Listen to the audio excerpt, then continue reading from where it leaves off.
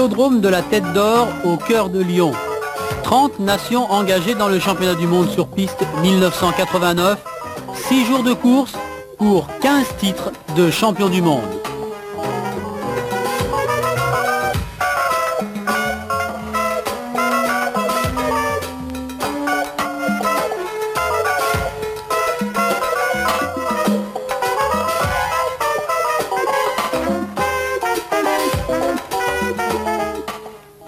Première finale du mondial, le kilomètre, 3 tours, seul contre le chronomètre. En piste, l'Allemand de l'Est, Glücklich, l'un des favoris. Comme tous les coureurs venus de RDA, Glücklich utilise un vélo profilé en carbone Kevlar.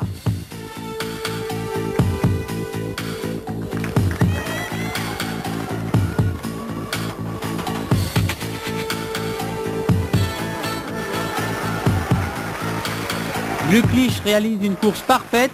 Il avait été champion du monde du kilomètre en 85 en Italie.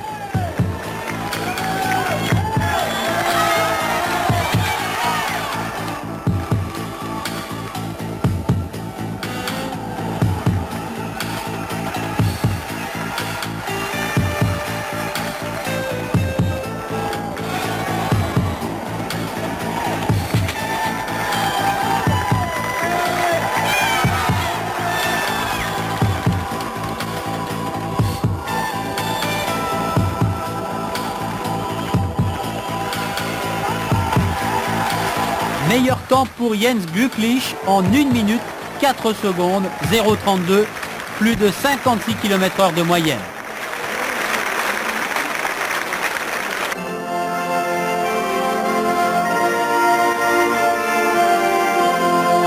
Médaillé d'or du kilomètre devant l'Australien Vinnie Combe, Glücklich signe donc le premier podium du championnat du monde. Et pourtant, Glücklich cette année avait trouvé plus fort que lui. Alexandre Kirichenko, champion olympique du kilomètre.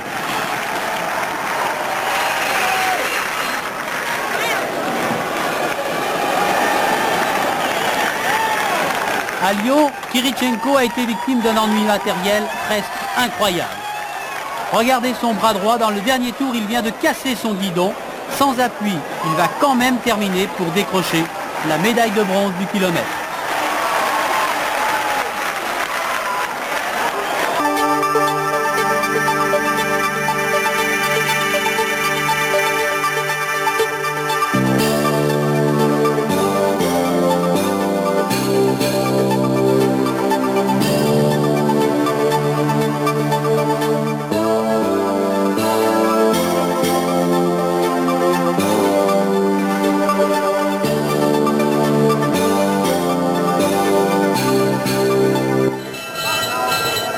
De finale mouvementée chez les pros en vitesse entre l'américain Weill et le français Darocha qui s'explique épaule contre épaule. Patrick Darocha, vainqueur, décrochera plus tard la 5e place du championnat du monde.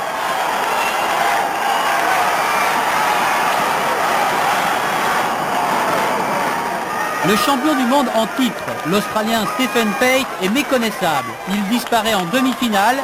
La médaille d'or ne va pas échapper aux Italiens. Claudio Golinelli en bleu s'impose facilement face au japonais Yushiro Kamiana.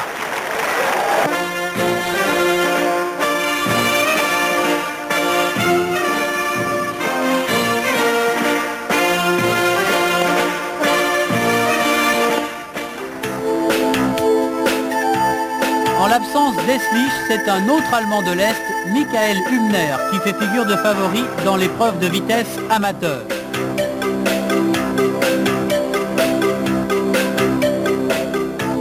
Mais Hübner n'est pas au mieux, victime d'une chute en demi-finale. Il perd les 2 manches de sa finale face à un autre coureur, toujours de la RDA, Bill Huck.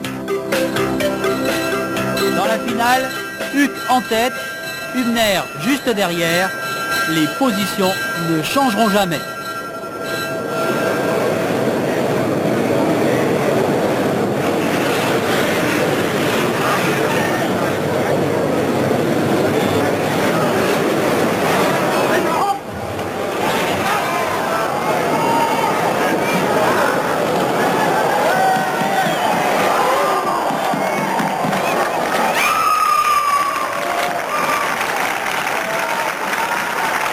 Cyril Huck, champion du monde de vitesse.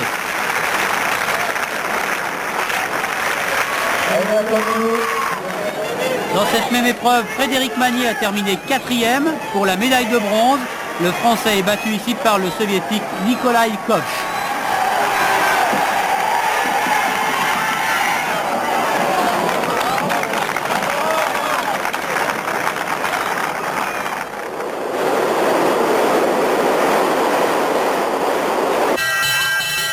Avec les poursuiteurs, entrée en action des entraîneurs.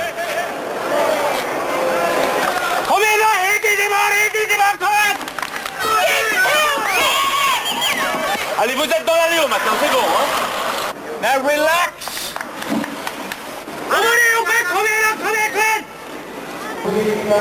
Chez les amateurs, Ekimov n'a pas eu besoin des conseils de l'entraîneur soviétique. Face à l'Allemand Jens Lehmann, Vyacheslav Ekimov décroche son 3e titre de champion du monde.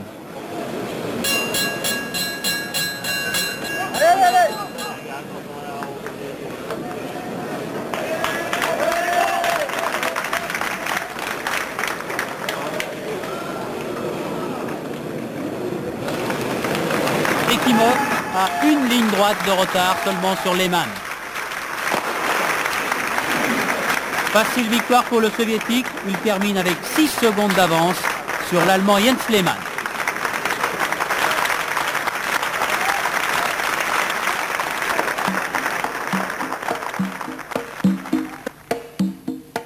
Finale des professionnels entre le Britannique Colin Sturgess et l'Australien Dean Woods.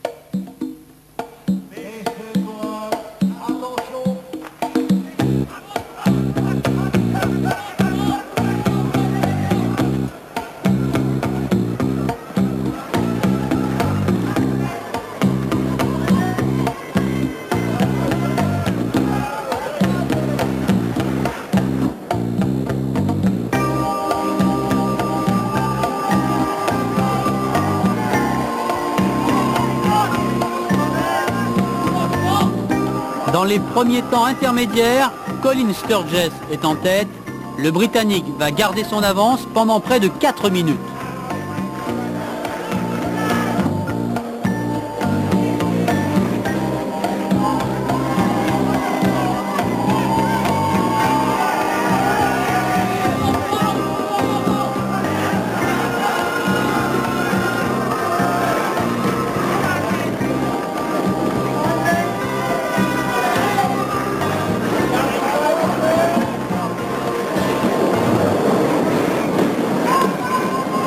À 4 tours de la fin, Dean Woods va prendre l'avantage pour la première fois dans la finale.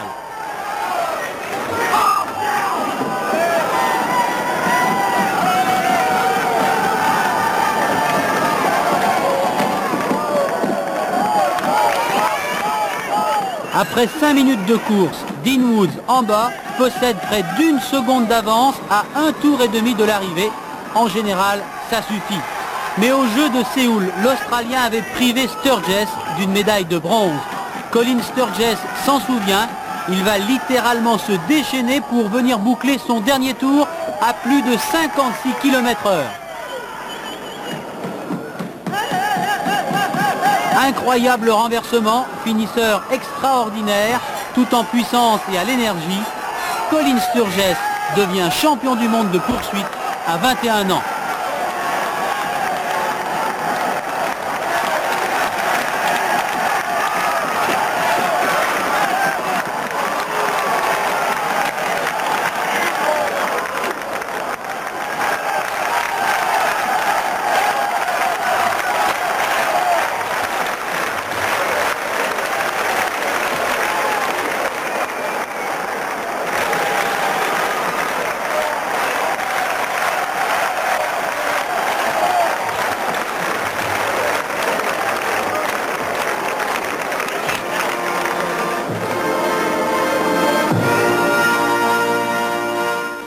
Sur le podium, Sturgess et Woods sont accompagnés de Régis Clerc.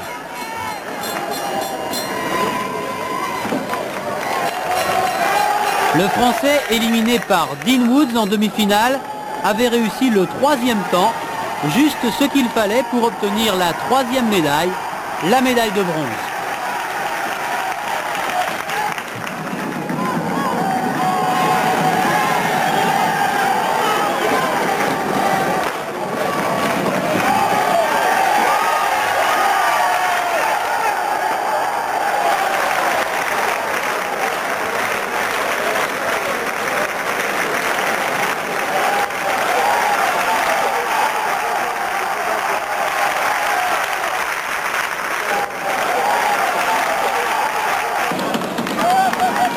Finale par équipe sans surprise, les 2 meilleures nations sont au rendez-vous, URSS face à la RDA. Les soviétiques sont champions olympiques, mais les Allemands de l'Est sont au sommet de leur forme.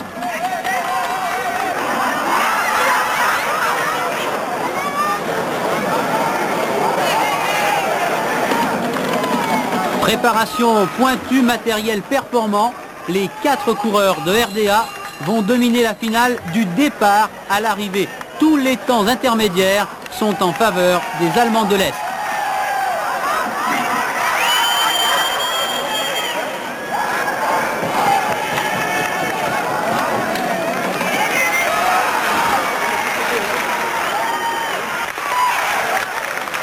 Nouvelle médaille d'or pour la RDA devant l'URSS et l'Italie.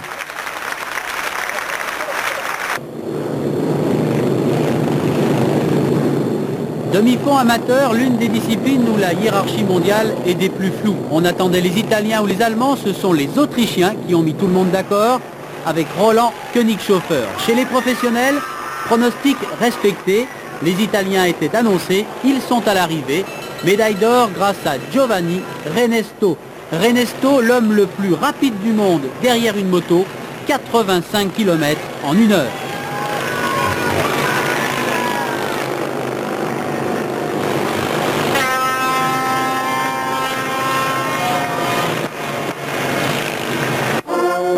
Médaille d'argent pour Walter Brugna, un autre Italien, dans une épreuve où les entraîneurs parlent avec les mains à cause du bruit des motos.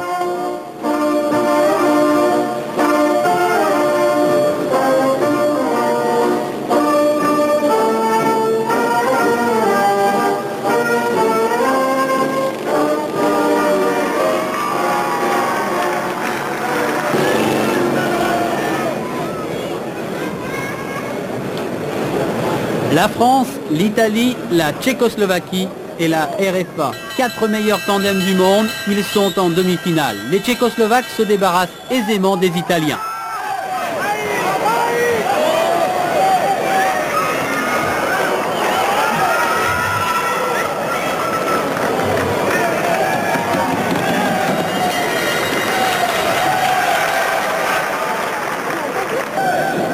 Victoire des Tchécoslovaques dans la première manche. Dans la deuxième, les Italiens seront déclassés pour une faute dans le dernier virage.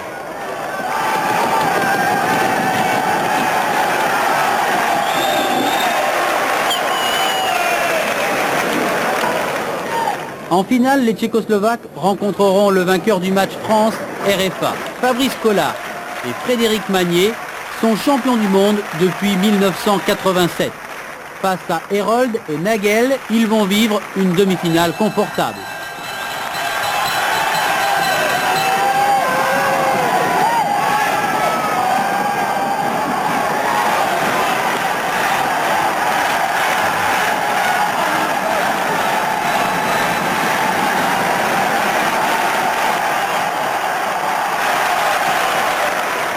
Nette domination des Français dans la première manche.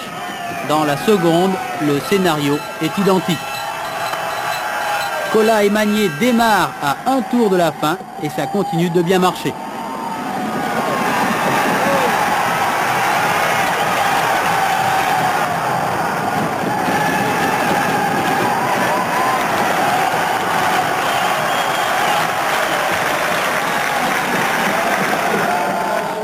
En finale, les Français sont opposés au seul tandem qu'ils craignent vraiment, les Tchécoslovaques Ilek et Arkas.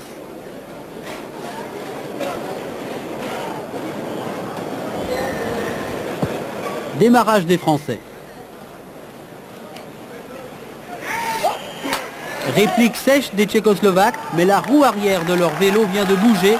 Ils s'inclinent dans cette première manche sur ennui matériel.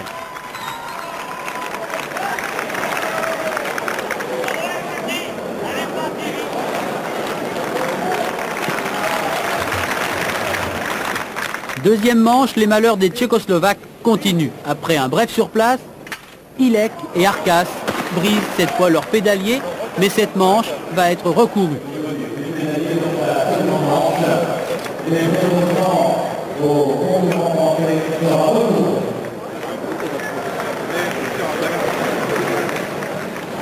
Nouvelle deuxième manche, sur place, imposée par Kola et Magnier.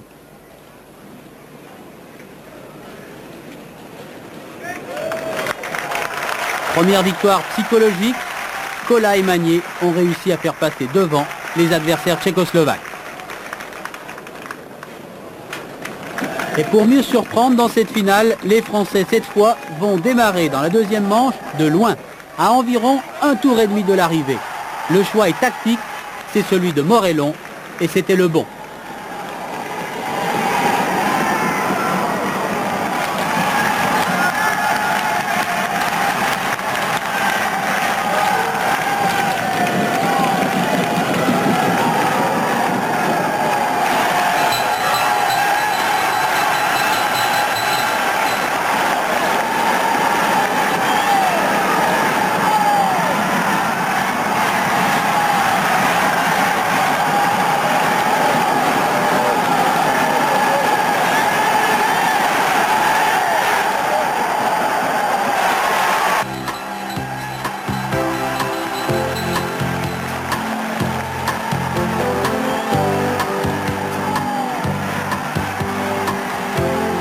Champion du monde à Vienne en 87, champion du monde à Gand en 88, Fabrice Kola et Frédéric Magnier réalisent le triplé, troisième médaille d'or consécutive.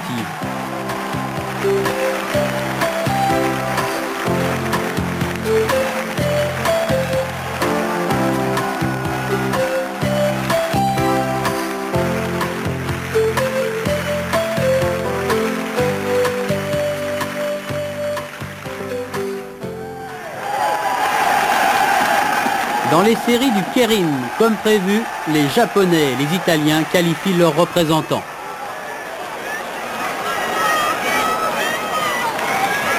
Golinelli et Suzuki vont en finale sans trop se fatiguer.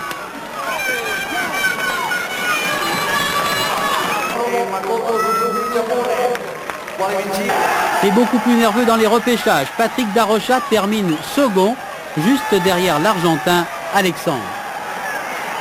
Alexandre en blanc à droite, à gauche, Darocha. L'équipe de France porte réclamation pour une faute de l'Argentin. Ici, Alexandre va rouler sur la bande bleue de la Côte d'Azur. Réclamation acceptée par les commissaires après de longues délibérations. Darocha se retrouve donc en finale du Keirin avec tous les grands de la spécialité. Il y a là l'Australien Pate, l'Italien Golinelli et les Japonais bien sûr, Sako et Suzuki. Début du sprint, emmené par les Italiens et les Japonais. Patrick Darocha est alors en 5e position. À un tour de la fin, les Italiens ont tout prévu. Secchi fait la course parfaite pour emmener Golinelli.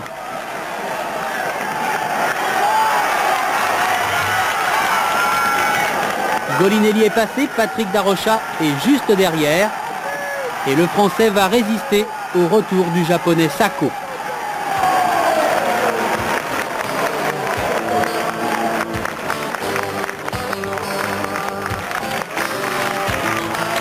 Patrick Darocha, médaille d'argent derrière l'intouchable Golinelli, qui donne à l'Italie sa 8e médaille du championnat du monde.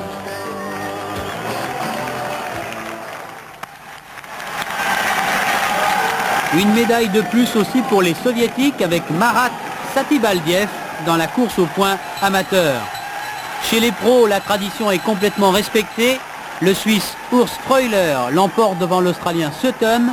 Freuler parcourt les 50 km de la finale à un peu moins de 49 km/h.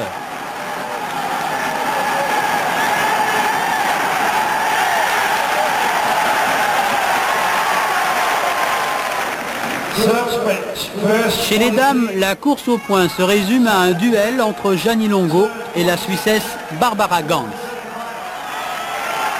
Longo impériale réussit à imposer son rythme. Médaille d'or pour la Française, 35 points contre 29 à Barbara Ganz.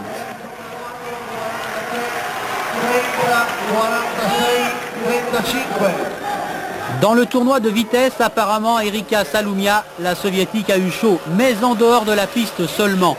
Car lorsqu'il s'agissait de courir, Salumia a confirmé qu'elle était toujours la plus rapide au monde.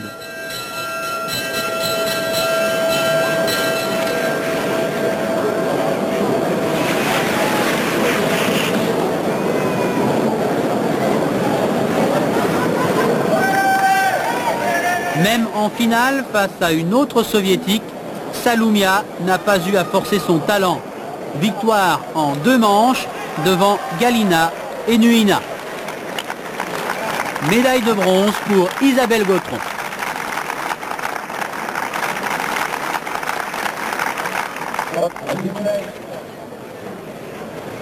Poursuite dames sur la piste de Lyon, c'était l'objectif numéro 1 de Jeannie Longo. Longo opposé à l'Allemande de l'Est Petra Rosner. Match très attendu, les 2 finalistes sont proches l'une de l'autre.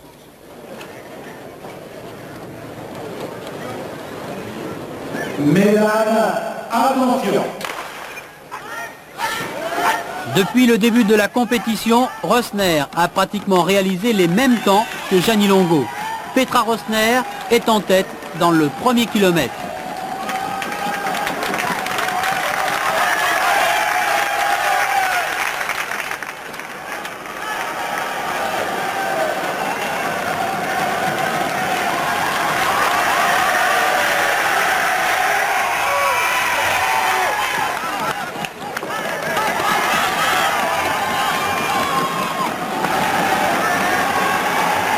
Jeannie Longo rétablit l'équilibre après 3 tours et demi. La Française affiche maintenant les meilleurs chronos.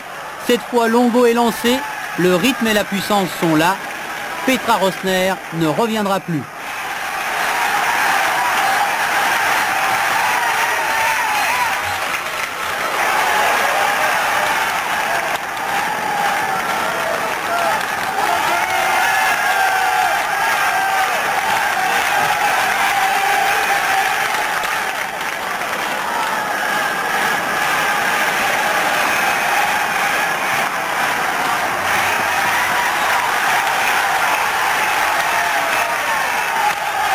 Longo remporte son 3e titre mondial en poursuite avec 86 centièmes d'avance sur Rosner.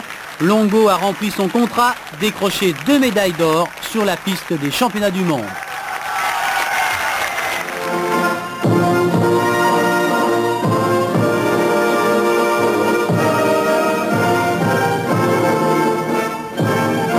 De cette piste de la Tête d'Or, Longo gardera un excellent souvenir.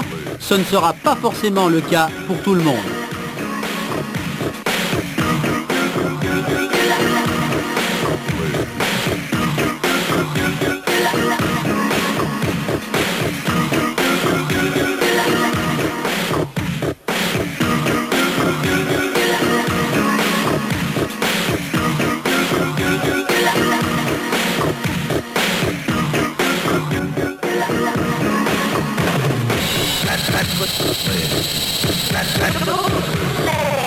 That's what